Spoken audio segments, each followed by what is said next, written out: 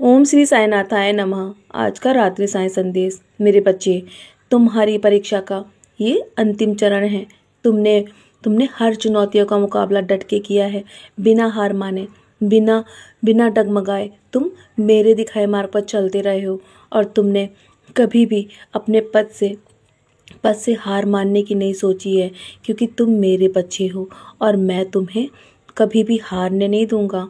बस तुम इसी तरह अपने पद पे डटे रहो और आगे तुम्हें वो सब प्राप्त होने वाला है ना, जो तुमने सोचा भी नहीं है।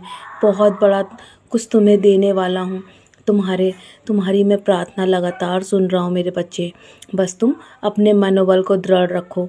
तुम्हारे और मेरे बीच जो जो बातें हैं ना, उसे तुम किसी को भी मत बोलना मेरे बच्चे। मैं जानता हूँ जब भी तुम समय होता है ना, तुम मेरे पास आके बैठते हो, मुझसे बहुत कुछ बात करते हो और मैं तुम्हारी बातें ध्यानपूर्वक सुनता हूँ। ये मत सोचो कि मैं शांत बैठकर तुम्हें सिर्फ देख रहा हूँ मेरे बच्चे। मैं लगातार तुम्हारी बातों को सुनता हूँ, तुम्हारी प्रार्थनाओं को सुनता हूँ और मुस्कुराता भी हूँ। मैं तुम्हारी कभी कभी बातों से निराश भी हो जाता हूँ, क्योंकि जब कभी कभी तुम्हारा मुझ पर से विश्वास डगमगाने लगता है ना, जब तुम मुझसे ये कहते हो कि बाबा तुम सुन भी रहे हो या नहीं। मेरे बच्चे, मैं तो हमेशा तुम्हारे हृदय की बात को तुम्हारे कहने से पहले जानता हूँ, लेकिन मैं चाहता हूँ कि तुम मेरे पास आकर कुछ समय बिताओ। तुम मेरे पास आकर बैठो, क्योंकि मेरे भक्तों के सिवा मेरा कोई नहीं है। तुम मेरे बहुत ही प्रिय भक्त हो।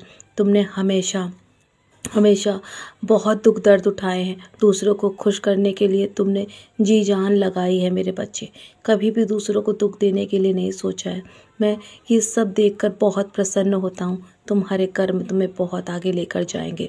जीवन में उतार चढ़ाव तो हमेशा आते रहेंगे, लेकिन तुम्हें खुद के अंदर हिम्मत रखनी होगी।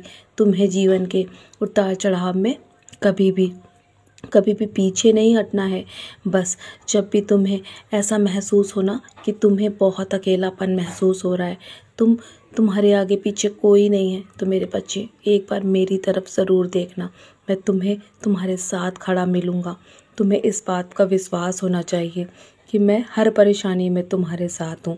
बस तुम्हें चिंता करने की आवश्यकता नहीं है और तुम्हें महसूस भी करवाऊँगा कि मैं तुम्हारे साथ चलता हूँ।